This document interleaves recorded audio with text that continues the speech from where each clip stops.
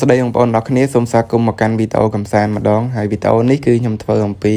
ការដាក់អន្ទាក់យកមន់គោកខ្ញុំបងប្អូនហើយការដាក់អន្ទាក់នេះគឺខ្ញុំដាក់នៅមុខផ្ទះខ្ញុំទេហើយក៏ដាក់យកមន់ខ្ញុំដែរបងប្អូនមិនមែនដាក់យកមន់គេអីទេហើយសួរថាហេតុអីបានជាដាក់អន្ទាក់យកវាខ្ញុំចាប់វាតាមស្រួលទេដោយសារតែមន់នេះគឺអត់ដែរចាប់វាអញ្ចឹងដូចបងប្អូនដែលធ្លាប់ចាំមន់ណាមន់ដែលយើងអត់ដែរចាប់វាគឺវាផ្អើលអត់ឲ្យយើងចាប់ទេអញ្ចឹងវានៅបញ្ចូលបាយមួយទៀតគឺយើងអាចដាក់អន្ទាក់វាដូច្នេះសូមបងប្អូនរីករាយទស្សនាជាមួយនឹងសកម្មភាពធ្វើអន្ទាក់ហើយនឹងការដាក់អន្ទាក់យកមន់ខ្ញុំទាំងអស់គ្នាថាតើខ្ញុំដាក់យកវាបានឬក៏អត់សូមបងប្អូនទស្សនាទាំងអស់គ្នា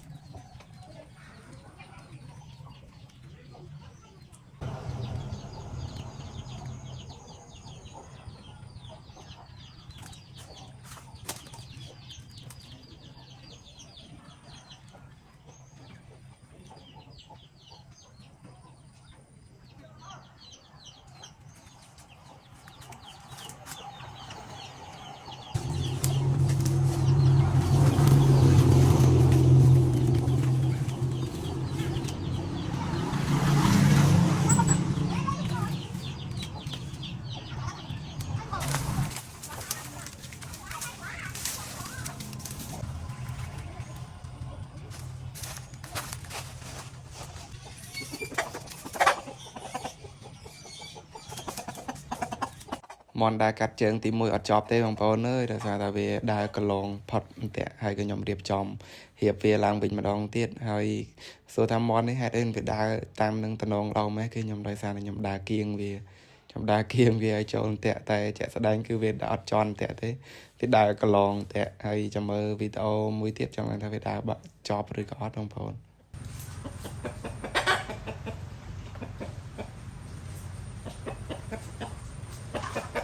មន់នេះវាដើរជាន់អន្ទាក់ទេបងប្អូនហាក់ដូចជាវាស្គាល់អន្ទាក់អញ្ចឹងហើយខ្ញុំក៏បន្តទៅធ្វើអន្ទាក់មកកន្លែងទៀតនៅខាងក្រោយផ្ទះម្ដងបងប្អូនហើយកាប់សរសៃក៏រៀបចំធ្វើអន្ទាក់ហើយដាក់យកវាម្ដងទៀតចង់ដឹងថាចប់ឬក៏អត់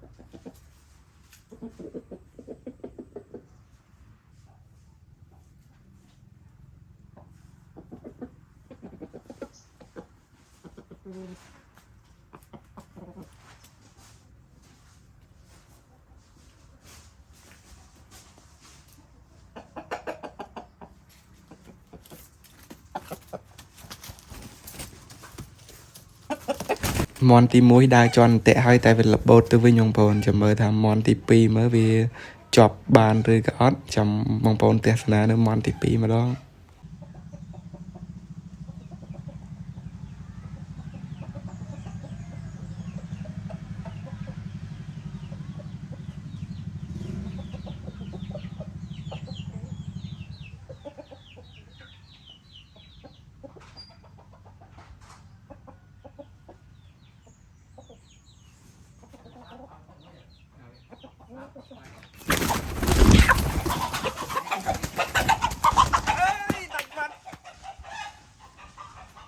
មែនហើយខ្សែលោកផុយខ្សែធំហើយ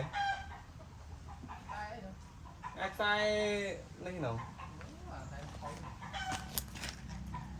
នេះបងប្អូនចុងក្រោយគឺជាប់មែនបងប្អូនគឺជាប់មន់មិញហ្នឹងប៉ុន្តែមិនមែនសកម្មភាពមិញទេគឺសកម្មភាពពីមុនទេតែពីមុនខ្ញុំអត់បានថតវីដេអូអញ្ចឹងបានថតរូបភាពអញ្ចឹងសូមអរគុណបងប្អូនអរគ្នាដែលតាមដានវីដេអូនេះតាំងពីដើមរហូតដល់ចប់អរគុណ